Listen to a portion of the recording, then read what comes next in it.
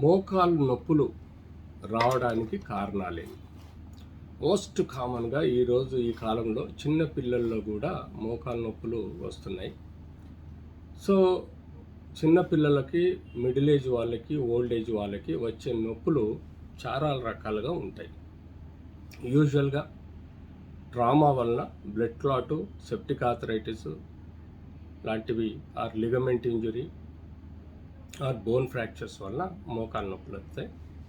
Arthritis, కీలవాతంలో rheumatoid arthritis అని, అది immunological disorders వలన చిన్నప్పుడే ఆర్ పుట్టుకనే ఆర్ వంశపారపర్యంగా వచ్చే రుమటైడ్ ఆర్థరైటిస్ రావచ్చు. లేదంటే మోకాల్లో సొరియాటిక్ ఆర్థరైటిస్ రావచ్చు, గౌటీ ఆర్థరైటిస్ కూడా రావచ్చు. అంతేకాకుండా ఇన్ఫెక్టివ్ ఆర్ వైరల్ ఇన్ఫెక్షన్స్ వలన రావచ్చు, బ్యాక్టీరియల్ ఇన్ఫెక్షన్ వలన పెయిన్ రావచ్చు.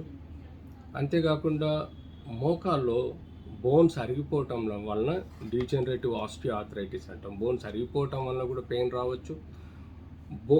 మోకాల్ లోపల ఈ యాంటీరియర్ క్రూషియేట్ లిగమెంట్ అని, ఇది ఒక ఎముకను ఒక ఎముకకు అటాచ్డ్ ఉంటుంది. ఇది తెగిపోవటం వల్ల కానీ, ఫైబర్స్ కట్ అవటం వల్ల రావచ్చు.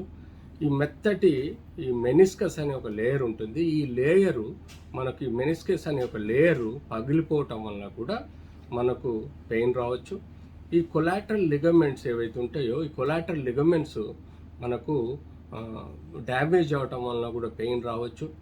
బోన్ అరిగిపోయి డీజనరేటివ్ ఆస్టియో ఆర్థరైటిస్ వలన పెయిన్ రావచ్చు. మనకు ఆస్టోపోరోసిస్ బోన్ అంటే బోన్ మెత్తగా అయిపోవడం, విటమిన్ డి, కాల్షియం తక్కువ ఉండటం వల్ల బోన్ బలహీనత వలన కూడా మనం నొప్పి రావచ్చు.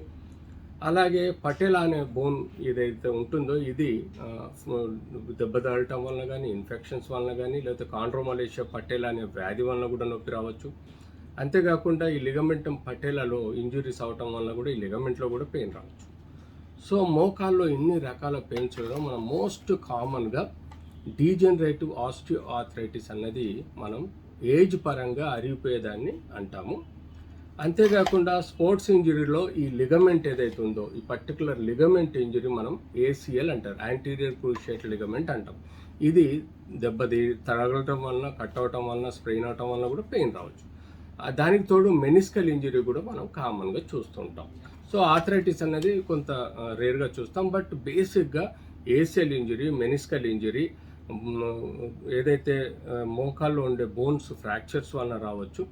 ఇలా మనం ఆ డీజనరేటివ్ ఎముకలు అరిగిపోవటం అనేది మనం మోకాలు నొప్పులలో ఒకటి తర్వాత ఒకటి మనం క్లినికల్గా హిస్టరీని బట్టి, లేకపోతే క్లినికల్గా పరీక్ష చేయటం వల్ల మనకు తెలుస్తుంది. దానికి తోడు బేసిక్ ఎక్స్రే వలన కూడా కొంత అవగాహన వస్తుంది. బేసిక్ ఎక్స్రేలో బోన్ స్ట్రక్చర్స్ అనాటమీ ఎలా ఉంది, ఎక్కడ అబ్నార్మల్ ఉందనేది మనం డిటెక్ట్ చేయాల్సిన అవసరం ఉంది. అంతగా అది సఫిషియంట్ నాలెడ్జ్ రాకపోతే మనం సిటీ స్కాన్ కానీ, ఎంఆర్ఐ తీస్తే bones, ligaments, collateral ligaments, ACL, PCL అన్ని భాగాలు ఎలా ఉన్నాయి అనేది మనకు తెలుస్తుంది. దానికి తోడు కొన్ని రక్త పరీక్షలు చేయటం వల్ల వాళ్ళకి ఏమైనా కీలవాతం ఉందా, లేకపోతే ఏదైనా ఇన్ఫెక్షన్ ఉందా, లేకపోతే ఇంక ఇతరత్ర సమస్యలు ఏమైనా ఉన్నది, మనం విటమిన్ డి, కాల్షియం అన్న తక్కువ ఉందా అనేది, ఇలాంటివి కొన్ని తెలుసుకొని దానికి తగ్గట్టుగా మనం డయాగ్నోస్ చేసుకోవాలి. సో డీజనరేటివ్ ఆస్టియో ఆర్థరైటిస్ 4 స్టేజెస్లో ఉంటుంది. అంటే ఎముక అరగడం అనే మోకాలు వ్యాధి 4 స్టేజెస్లో ఉంటుంది. స్టేజ్ 1, 2, 3లో మనం మందులు, ఫిజియోథెరపీ, బ్రేసు, అలాగే కొన్ని ఇంజెక్షన్స్ ఇవ్వటం వల్ల నయం చేయగలుగుతాం. స్టేజ్ 4లో మాత్రం కంపల్సరీ జాయింట్ రీప్లేస్మెంట్ సర్జరీ అవసరం ఉంటుంది.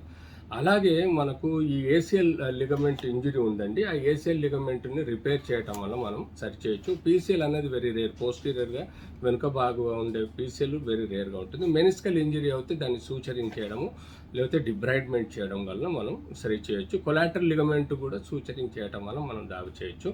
ఈ పటేలా బోన్ ఫ్రాక్చర్ని మనము వైర్ బిగించడం వల్ల సరి చేయొచ్చు. ఇలా ఈ మేజర్ ప్రాబ్లమ్స్ అన్ని మనం చూడాలి. విటమిన్ డి, కాల్షియం కూడా వాళ్ళకి కరెక్షన్ చేయాలి.